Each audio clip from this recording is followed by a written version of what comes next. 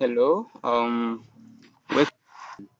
and enjoy today's presentation together.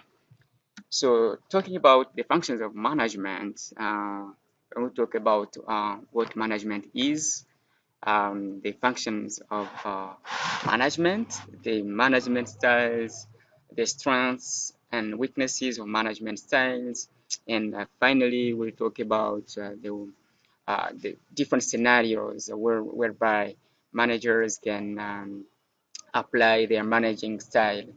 So, talking about management, people can wonder what management is.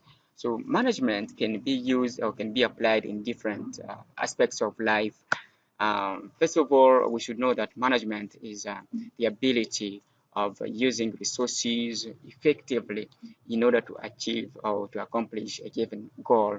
In businesses, that's where managers can use effectively the resources. And when we talk about resources, we have human resources, financial resources, and other materials that can help us achieve uh, the company's goals. So the ability of using those resources is what we call management. So talking about the major functions of management, we have first of all the different management styles or different functions of a manager. We have planning. In planning, that's where managers can find out the required activities or the required tasks that can be done in order to achieve the goals of an organization or a company.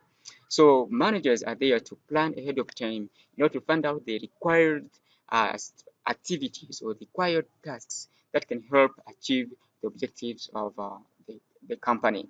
For instance, if a company is deciding to expand its businesses around the world, it has to plan ahead of time what the activities it has to take, it has to plan ahead of time the strategies, it has to plan ahead of time the tasks in order to help them expand their businesses around the world as their target is. Then after the organizing, that's where managers are going to gather all the resources in order to achieve the objectives of the company. They gather all the resources, the human resources, the financial resources, and other materials, and organize them to accomplish their or to achieve the company's goals. For instance, if a company is trying to find out its position on the market compared to other competitors, first of all, it is going to conduct research in order to measure its position on the global market, for instance. For instance, it wants to know its SWOT analysis. It is going to conduct research. Therefore, it has to find out all the resources together to organize all the resources in order to conduct its research. And for instance, it wants to know its strengths, it wants to know its weaknesses, its opportunities, and its strengths compared to other competitors. So this will help gathering the resources. It will help managers to know how to conduct and how to conduct effectively what they want. We have also staffing. Staffing is when the companies or the managers find out the jobs that are required in the company, and it will help them also to recruit or hire people who are really skilled for those specific jobs. For instance, let's say if a company is looking for an IT, so this they will have to find out first of all the job description for that position. After finding the job description, they are going to publish that they are looking for an IT. So after posting the job description, they are going to find out through recruiting. They are going to conduct an interview with the applicants. They are going to, and after that, they are going to hire skilled people who are really good at that. So this will help them to know how they can achieve the goals of the company through staffing. We have also leading. Leading, that's where the members are going to determine the tasks that are needed and find people who are really skilled in order to do those tasks. They have to find out the activity that are needed for the company and find out the people. That's where human resources come from. And for instance, let's say if there is a high demand for a product in a given company, the managers are going to sit and think of the way they can do in order to satisfy the needs of their customers. So they're going to determine the activities or the tasks to be conducted in order to produce or to supply many products to their customers. We have controlling. Controlling is when managers are trying to monitor or to check the progress of the company's goals. This means they want to check if they are on the right track towards the company's goals. For instance, if a company plans to make a new product, the managers are going to find out the ways to track the way they are doing in order to produce a new product, in order to make the new product. They are going to check if they are on the right track towards making the new product. If we can talk about the 3Ds, that's where we have directing, delegating, and discussing. In directing, that's where the managers are giving instruction to the subordinates. They give instructions to their employees. They tell them what to do. They tell them the task they have to accomplish. So they are trying to lead them. They tell them, okay, this is what we want and this is what you have to do. So employees will be able to know what their managers expect from them. Secondly, we have delegating. Delegating, that's where managers assign tasks to employees independently, can be dependently or in given groups.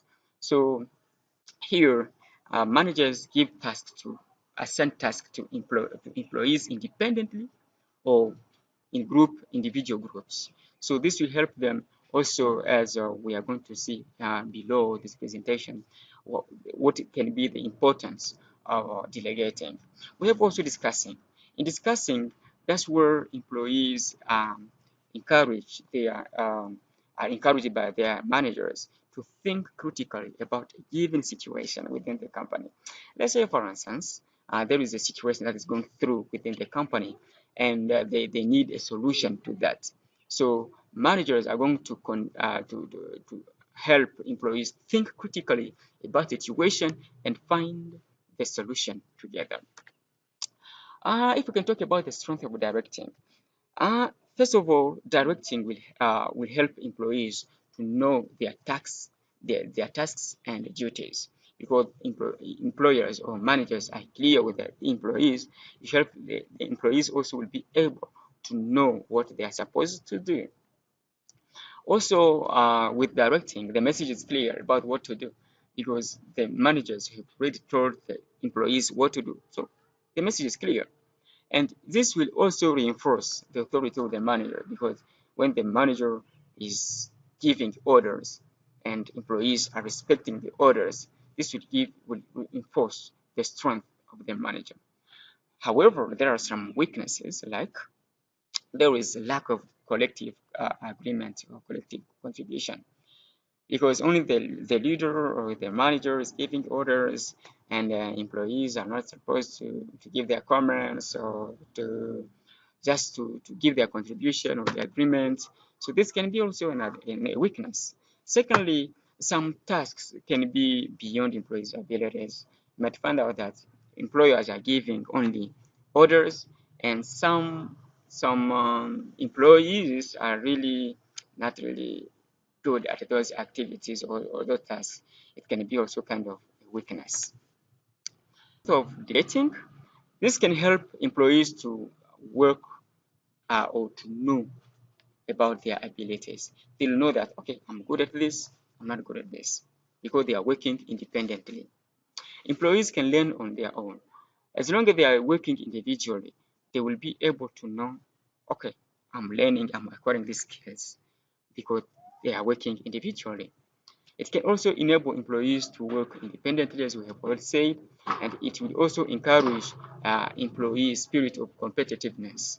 Let's say, for instance, if employees are working independently, they will be able to struggle to achieve the tasks quickly so that they may maybe get approval or they get a pressure from their managers. You see, so also there are some weaknesses, of course, for this delegating or this management style. The weakness is that it can weaken interpersonal skills, because employees are not really communicating with one another. They are not really exchanging ideas. It will limit their interpersonal skills. Secondly, it can rise up conflict of resources or resource conflicts. Like in the company, there is only one computer, and all of them want to use the computer because it is an independent work.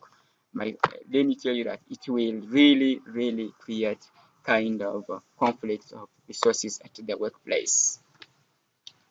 Casting help employees to learn through interaction, because employees learn from one another. I learn from my friends learn from me, and we discuss. We really share ideas. This is will create kind of good climate within the among the employees. Employees will think critically. How? Employees are going to think critically when the managers are probing questions to them, are asking questions, or there is a situation, they going to find solution together. Discussing is really important for companies. Employees are really free to express their ideas. They are free to express their opinions. This is really good. It can create something which is really positive within the company. However, there are some weaknesses, of course. And the weaknesses are like some employees, yeah, during the discussion, of course, they can dominate the discussion because they are talking too much. And you find out that there are some employees whose points are not found significant. So those are really weaknesses for some employees or regarding discussion. Of course, there are some scenarios with the directing, with the delegating, and discussing. For instance, a course facilitator is trying to give an assignment to students, and he gives them the assignment and tell them, okay, you're going to write maybe 3 pages on how technology has impacted their businesses globally. So he gives them instructions. He tells them, okay, this assignment is individual, is independent. So there is no collaboration, and also the due date for this assignment is tomorrow by the end of the day, for instance. So he tells them, okay, we are going to submit the deliverable on the campus page, and if you have any question, you can reach out to me. So he's giving orders. He's telling them what to do. There is no reply there. So students are considered like subordinates. They are supposed to apply or to abide by what the manager or the course facilitator or the lecturer is saying.